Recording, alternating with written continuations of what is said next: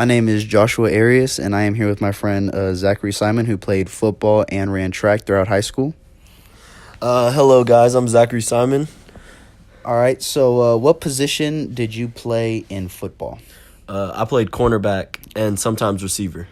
All right, and how well known do you think you were around, I guess you could say, Texas? I was top 50 recruits at one point, and I was just grinding to get a scholarship just to make it out. All right. How many college visits did you go to, say, for a football purpose? So mainly to just talk to them. Probably about 20. 20? Yeah. All right. What were your two or three favorites, probably? My 2 or 3 favorites were U of H, UNT, and this was a reach school for me, but Purdue. They liked me and I liked them, so. Oh, okay.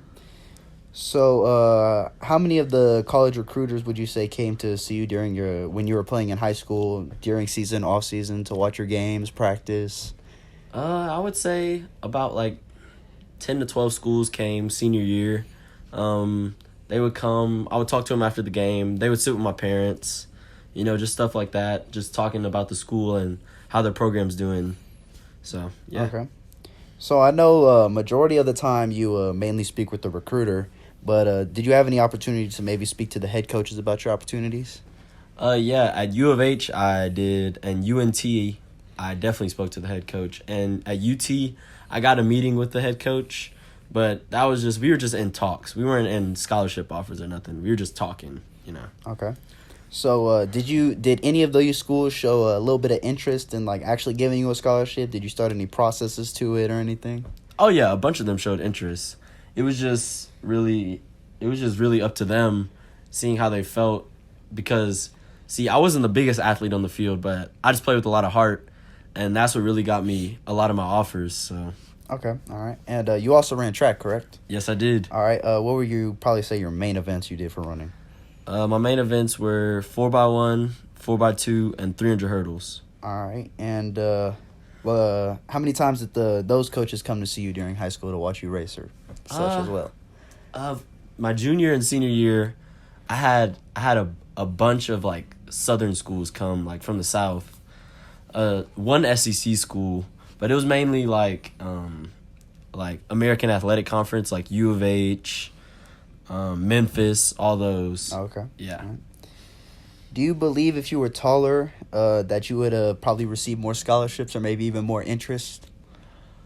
To me, it's not even about if I was taller or if I was stronger or whatever. It was honestly like, of course I would love to be taller, right? What athlete wouldn't? Mm-hmm. So it was just like, it was really, I had this mindset going into every game, like, okay, like, yeah, I'm not the tallest person. I might be guarding a dude who's 6'2", and I'm only 5'8", but I would just go out there, play my hardest, and just try and get dubs for the team because that's really what I worried about.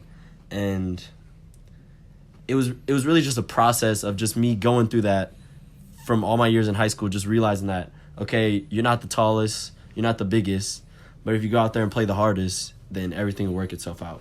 All right. So you kind of touched on it there a little bit, but my next question was going to be how does the recruiting process make you feel knowing that you are among some of the best corners and I would say the fastest track people to come out of Texas, and you were still overlooked just because of maybe your height, even though you were faster or stronger than maybe the other guy or something like that, but just them having a couple more inches on you kind of gave it to them a little bit. How does that make you feel?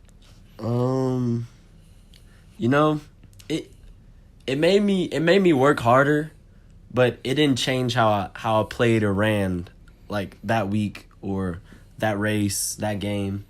I just went out there and had the same mindset every time. It was just like, for me, it was just like, whoever recruits me, they're going to believe in me. So. Okay. And I have another question about recruiting. Do you believe grades should affect the recruiting process? And if so, should players with great talent but poor grades, how should they be handled on the field in the classroom? I think grades are a big part of the recruiting process because they don't want a kid just to come to their school just to play sports. They obviously, like, everybody's not going to make it to the NFL, the NBA. You know what I'm saying? So it's really like just I think grades should be a big part because school comes first. I feel like if you know you're not the best, so All right. yeah. And then I had emailed the recruiter and head coach of Texas Tech football, but sadly I could not get in contact with them. But the questions I would like to ask them would, what would the first thing they would look for in a new recruit? If their main purpose was mainly talent or physical attributes or grades, and mainly just how they decided to choose certain athletes over other and how they judge that certain aspect. I would like to thank Zachary Simon for allowing me to interview him over his high school career in both football and track. Many schools such as Texas Tech itself, U of H, and ESPN for helping me follow through the process of recruiting and how they go through that process.